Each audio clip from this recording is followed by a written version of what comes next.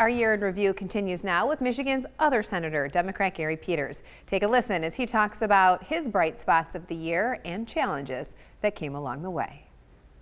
I was certainly pleased to be a part of the American Rescue Plan to help us get through this pandemic.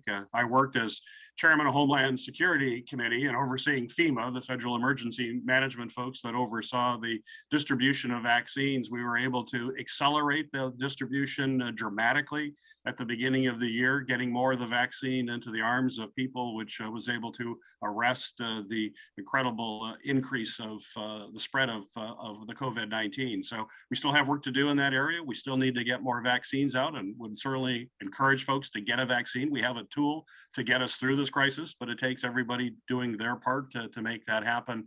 But that was incredibly important, as well as making sure our small businesses survived during an unprecedented economic crisis that went along with that pandemic, and providing assistance to small businesses so they could continue to keep employees on a payroll, help families keep food on the table to get through that.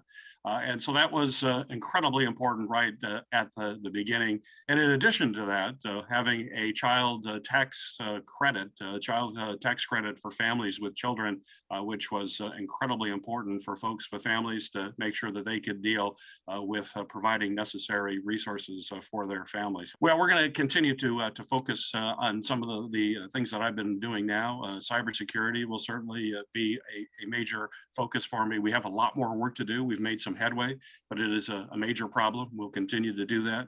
The other area, though, that I'm particularly focused on right now deals with problems in our supply chain. We're seeing that in increased prices across the board because of supply chain that is trying to recover from a pandemic. But what it has really highlighted is that we can't be overly dependent on foreign sources of critical supplies and goods.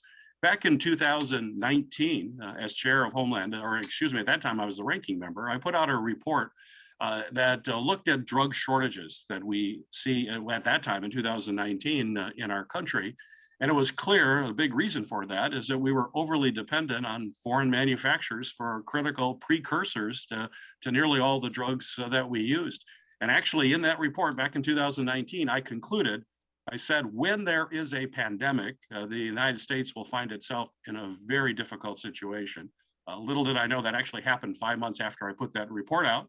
And we saw the supply problems with just masks and even things as simple as syringes and other kinds of equipment that's necessary for medical services. And it was clear that we have to onshore more of our critical products.